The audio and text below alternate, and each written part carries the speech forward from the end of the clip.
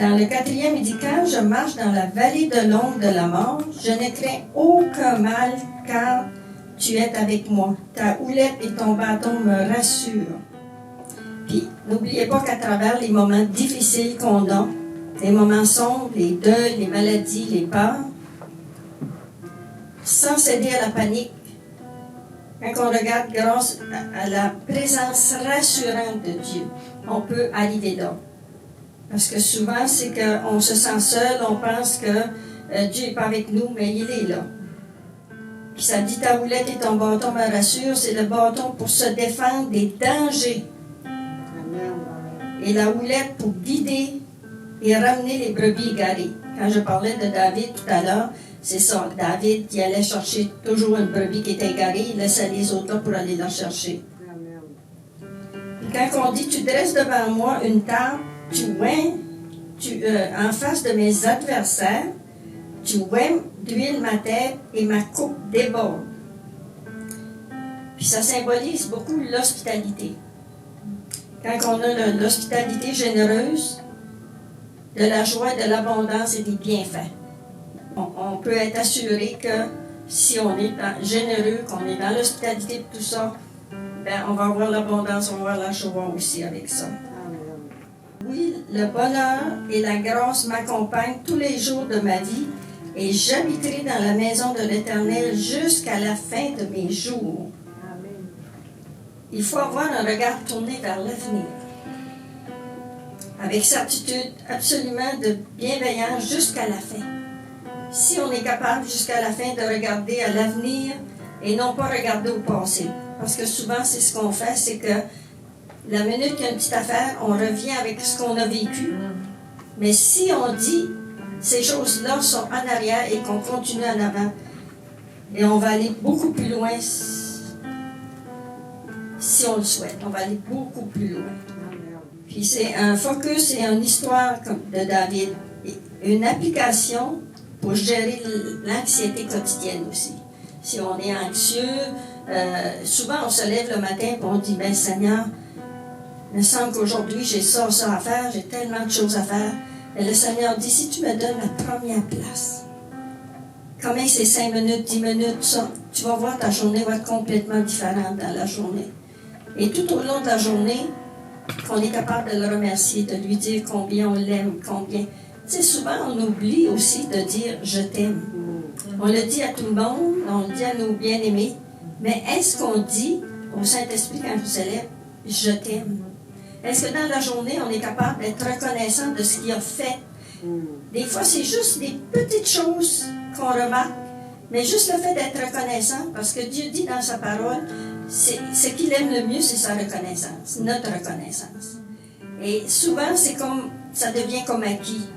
Ah, on est sauvé toujours. Tu sais, il faut faire attention un peu à ces petites choses-là, parce que moi, je me dis toujours, Seigneur, si je suis encore ici aujourd'hui, c'est parce que tu t'as occupé de moi.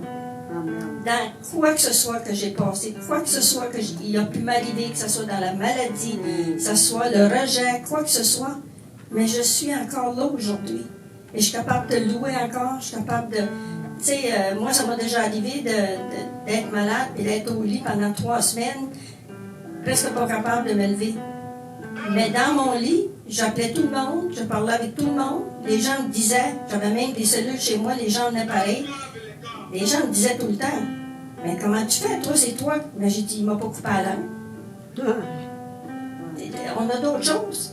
Tu sais, des fois, on se lamente sur certaines choses qu'on a, mais il y a d'autres choses. Parce qu'on voit des fois des handicapés, des personnes handicapées, quand tu les vois, ils sont capables de donner plus aux autres que nous.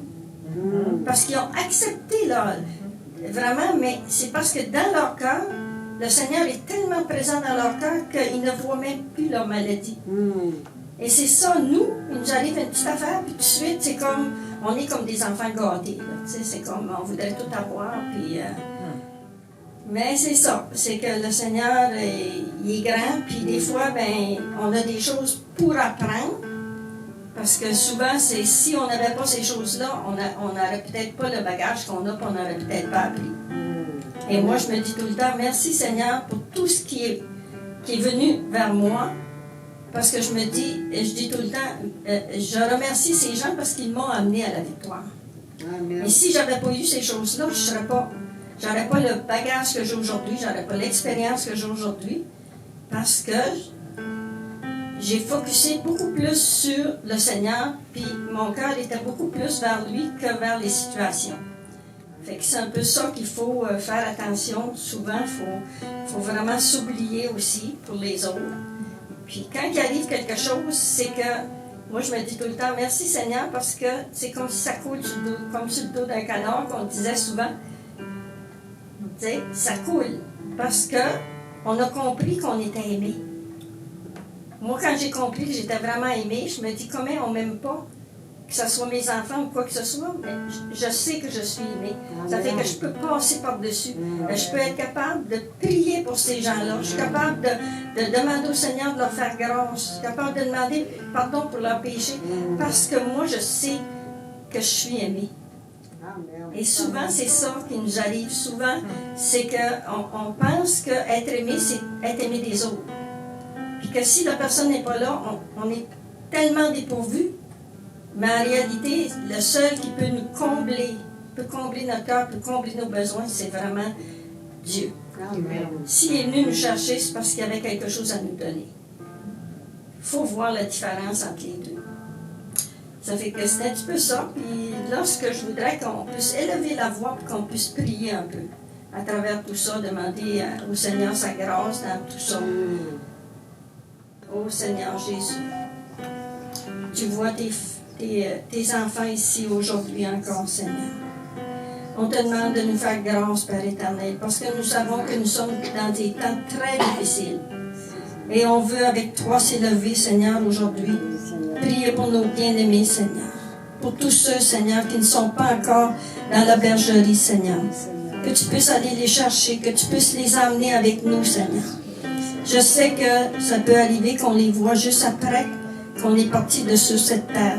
Mais je sais que tu es un Dieu fidèle. Et tu l'as dit dans Acte 16, 31, Seigneur, que si nous sommes sauvés, que nos familles seront sauvées. Mais Seigneur, ce verset, ce n'est pas un verset à prononcer, c'est un verset à croire par la foi. Que nous savons que c'est déjà accompli, Seigneur. C'est pourquoi, Seigneur, on te demande d'aller les toucher où ils sont maintenant. Toi, tu les connais plus que nous, Père éternel. Tu connais leurs faiblesses, tu connais leurs péchés, mais si tu es venu nous chercher, tu es capable d'aller les chercher aussi, Seigneur.